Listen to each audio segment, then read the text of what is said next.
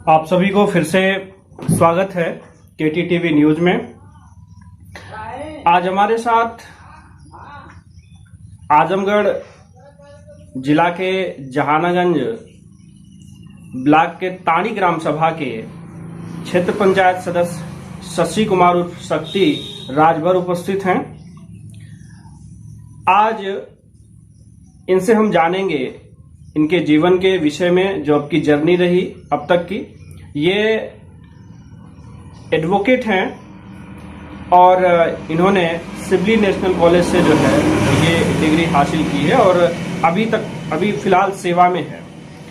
और इन्होंने छात्र राजनीति में भी अच्छी जो है एक पकड़ हासिल की और लोगों के अंदर और छात्रों के अंदर एक इनके प्रति सहानुभूति रहती है, संवेदना रहती है और लोग बहुत ही लोकप्रिय हैं ये। तो सची जी, आपका स्वागत है हमारे चैनल में।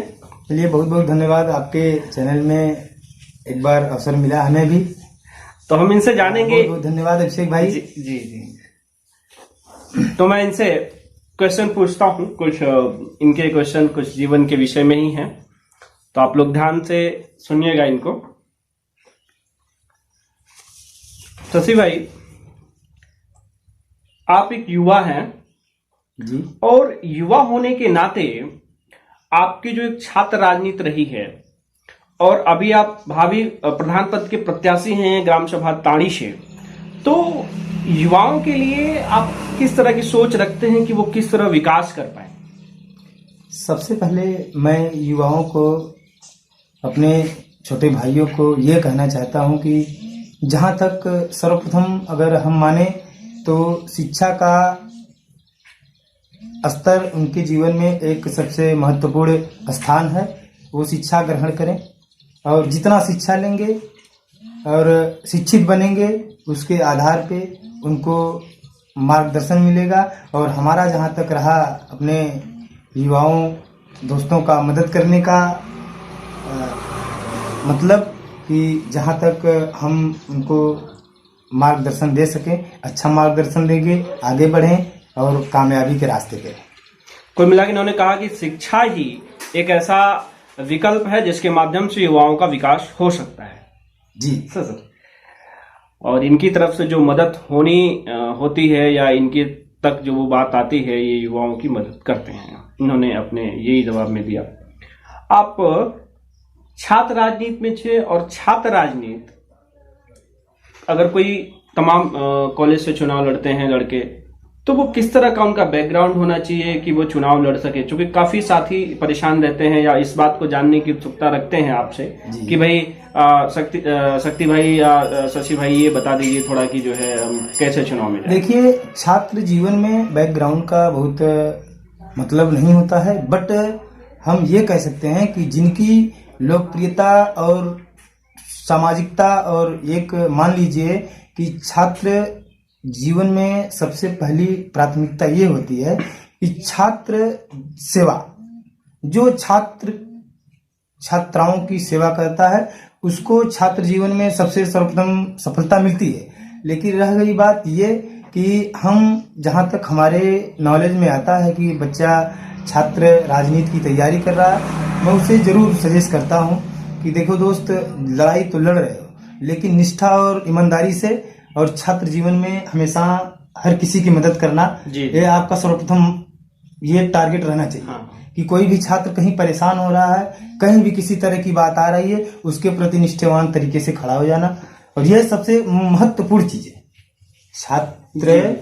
छात्राओं के विषय में हाँ। सबसे बड़ी जानकारी ये होनी चाहिए कि कहाँ से कोई छात्र आ रहा है, कोई बलिया से आ रहा है, कोई लखनऊ से आ रहा है, कोई मान लीजिए मऊ से आ रहा है, हमारे यहाँ पढ़ने के लिए आ रहा है, हम उस कॉलेज के छात्र सेवक, मान लीजिए छात्र सेवक। जी बिल्कुल, मेरा ये कहना है कि मैं अपने भाइयों को जो छात्र की तैयारी कर रहे हैं, मैं अपने माध्यम से यही कहना चाहता हूँ कि जो कहीं दूर दराज से छात्र आ रहे हैं उनकी सेवा सर्वप्रथम। जी जी। अच्छा शक्ति जी, मैं ये जानना चाहूंगा कि जैसे जो चैलेंज आपने फेस किए जो है उस समय, उस दरमियान जो है, तो वो कौन से ज्यादा जो चुनौतियां थी या वो ज्यादा से ज्यादा काम दे जो छात्रों के आते थे?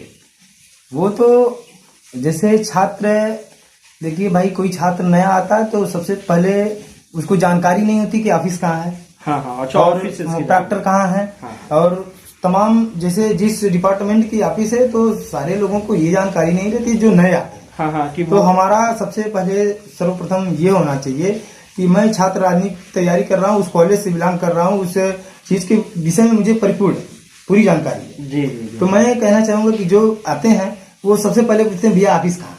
अच्छा, तो हमने बताया कि भाई चले जाइए आप, ऑफिस से वहाँ है, यहाँ से आप यहाँ जाएंगे, यू टर्न लेंगे तो ऑफिस। तो भाई देखिए, सबसे पहली बात है कि कोई व्यक्ति आता है, अगर कोई बच्चा आता है और कोई भाई आता है तो उसको नॉलेज नहीं रहता, ये 100%। हाँ, अंदर डर भी रहता है कि हाँ, कहाँ घुस जाएंगे, हाँ, कहाँ घुस जाएंगे, कहीं तो प्रिंस कॉलेज- क्लास में घुस गए तो डांट के भगा देंगे। हाँ, तो ये होता है कि बता दिया जाए आसानी तरीके से, अगर नहीं जान पाते हैं तो हम लोग जाके अच्छा, वहाँ बताते हैं। अच्छा, यानी कि ये हाँ। पहला एक कदम हो सकता हाँ। है कि जो नए बच्चे, साथ जाके बताते हैं। हाँ हाँ, उनको हाँ। बता दे कि भाई ये ऑफिस है, ये आपका काम आपका है। क्या काम है, हाँ। आप बताइए, अगर हमारे लायक हो तो हम सेवा करें। हाँ हाँ, क्योंकि बड़ा सस्पेंस रहता है, फॉर्म कहाँ से हाँ, भरना है, हाँ, क्या हाँ, करना है, बस, नए बस, छात्र आते हैं तो जी इस तरह की सेवा कर सकते हैं आप।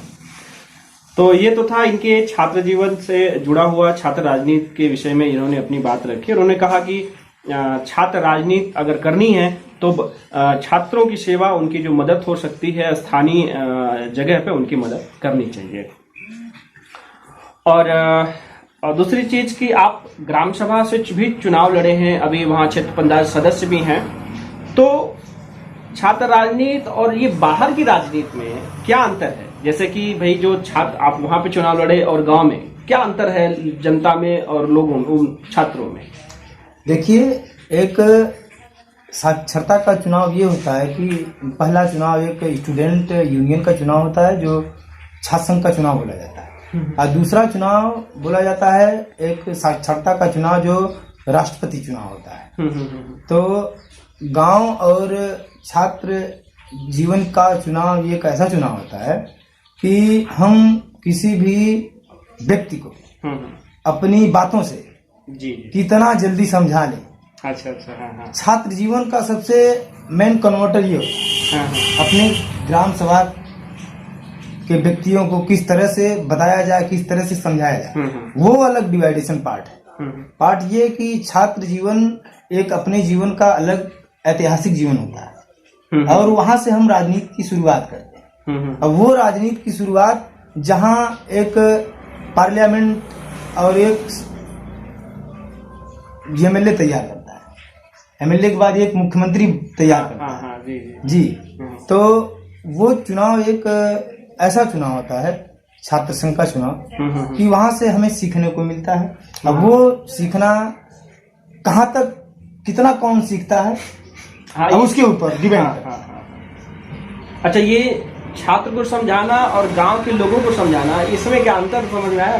नहीं, गांव के लोगों को बहुत ही आसानी से समझाया जा सकता है। अच्छा। लेकिन उसका भी एक वो होना चाहिए, ट्रैक होना चाहिए, हाँ, ट्रैक, कि उस व्यक्ति की मूलभूत समस्या क्या है। हाँ, मूलभूत समस्या क्या है, उसकी समस्याओं पे बात किया जाए तो व्यक्ति आसानी से समझ जाता है।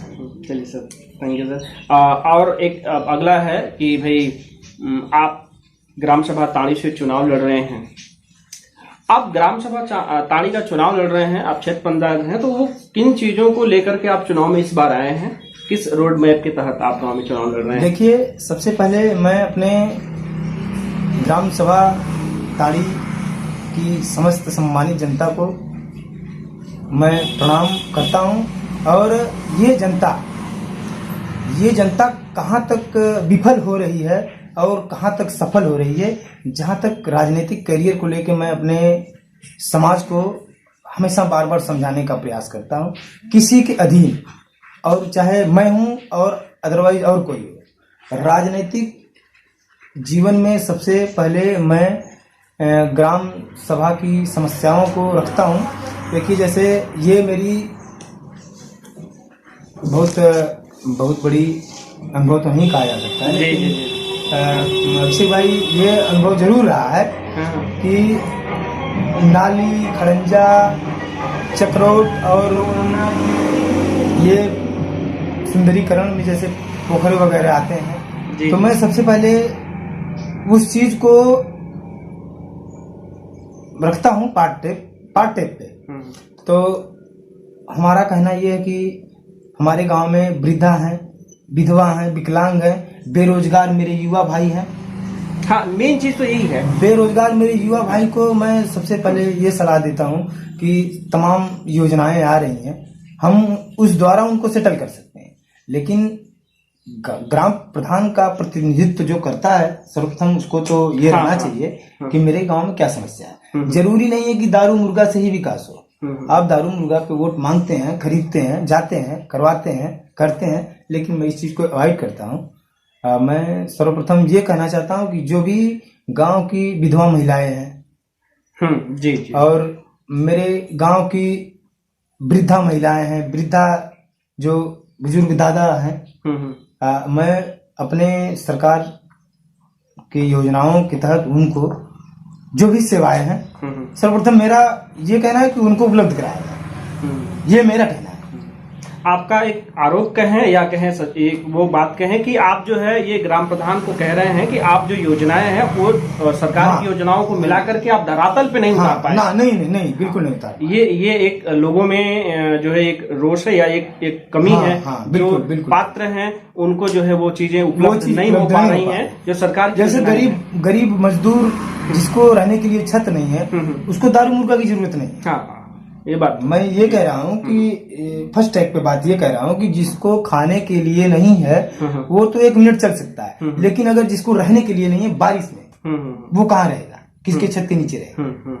तो हमारी सेवा तो पहले ये होनी चाहिए कि जो उस तरह का घर नहीं है उसको घर उपलब्ध कराना आपकी प्राथमिकता होनी चाहिए, और न कि आप समाज में उन्वेषण करें जी जी जी, और तमाम प्रकार की बुरी आदतों को जो अपनाएं। गांजा भांग दारू इस चीज से मैं विरोध करता हूँ। हाँ, नहीं, ठीक सर।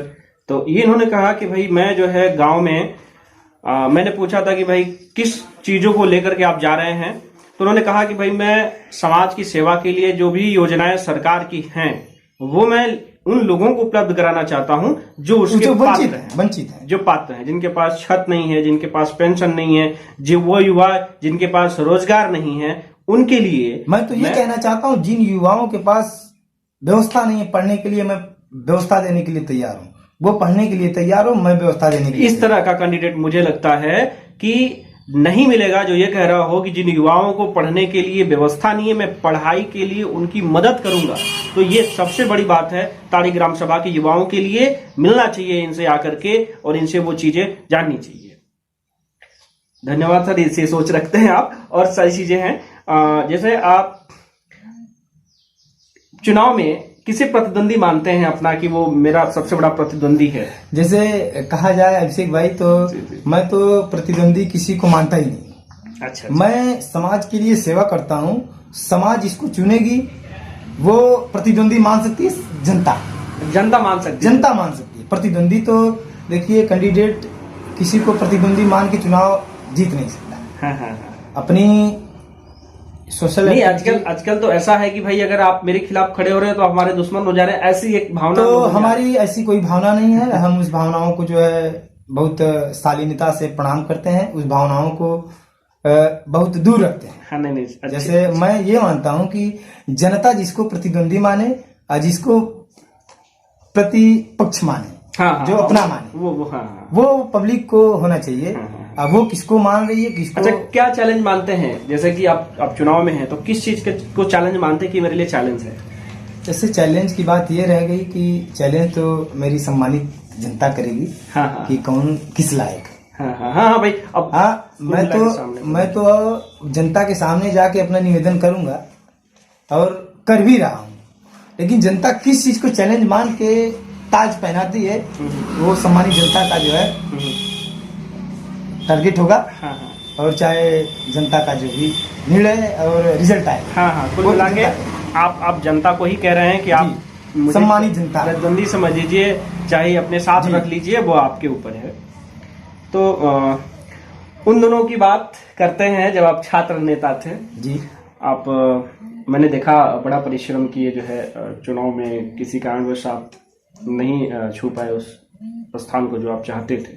उन दोनों की बात जो आपको याद हो राजनीति में, जो वो ऐसी घटना हो वो जो आपको अभी तक वो कुरेद रही हो या अभी तक वैसा हो? देखिए, छात्र जीवन में सबसे पहला अनुभव तो ये हुआ कि जो भी अनुभव होता है उसमें जरूर कोई न कोई कमी रह जाती है, क्योंकि उस तरह का मार्गदर्शन करने वाला जो जीत जाता है वो तो जीत ही जाता है, जो हार जाता है उसको ये समझ में आता है कि कहीं ना कहीं मेरी कमी रही हो, आज चाहे मेरे समाज के लोग न रहे हो वहाँ, आज चाहे मैं उस चीज को टारगेट न कर पाया, क्योंकि छात्र जीवन की कुछ ऐसी कमियां रहती है अभिषेक भाई कि कोई कितना भी एडजस्ट करे वो हो ही जाती है, जो हार जाता है उसकी तो रह जाती है, जो जीत जाता है। शक्ति जी, मैं आप मुझे लग रहा है डाइवर्ट हो रहे हैं सवाल से। मैं ये पूछना चाहता हूँ कि वो ऐसी घटना कोई एक स्टोरी या कोई ऐसी घटना हो जो आपको याद हो, स्टोरी जो एक नॉर्मल जीवन में रहा हो, छात्र जीवन में तो ये आपने किया ही कि भाई। नहीं, स्टोरी की घटना की बात देखिए, हम लोग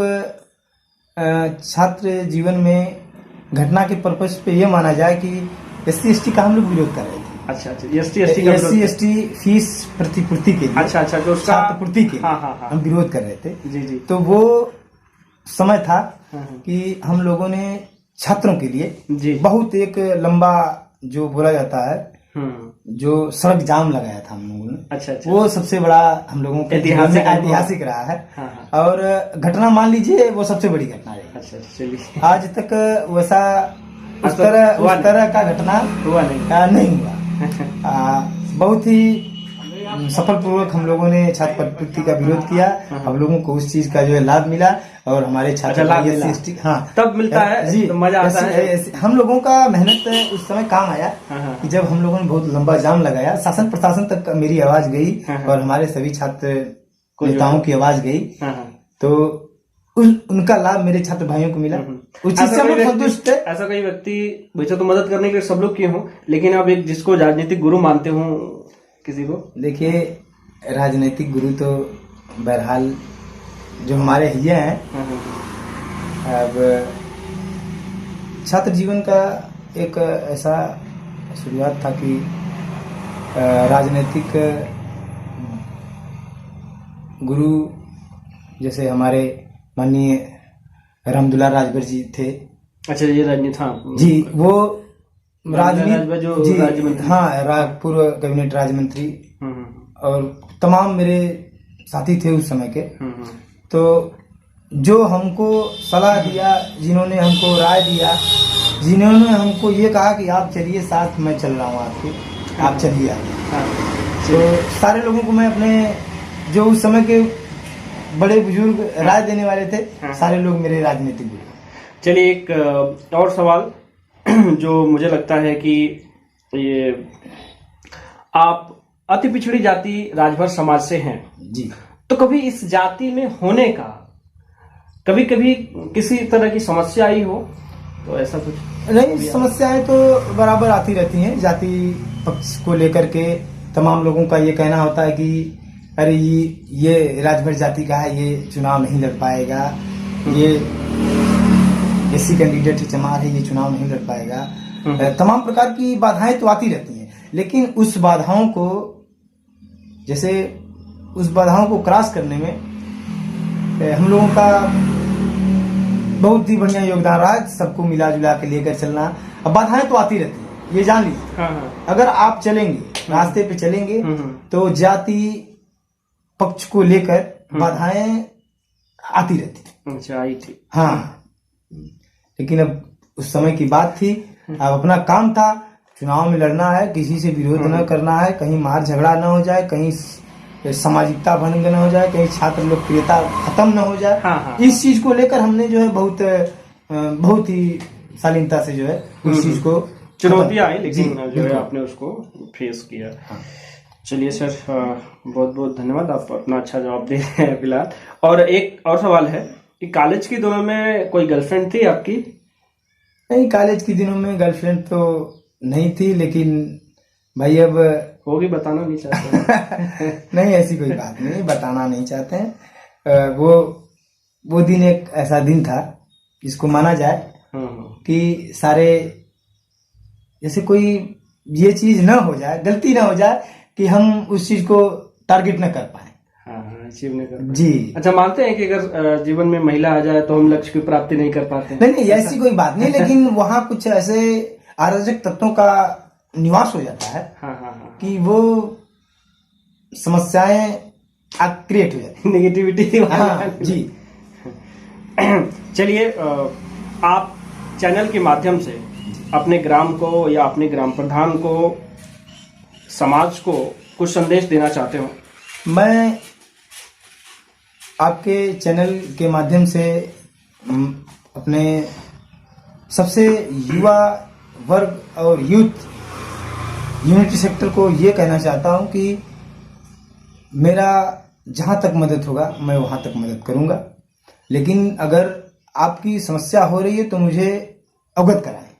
आपको कोई बात हो रही है तो मुझे मालूम होना चाहिए कि ये मेरा भाई परेशान है।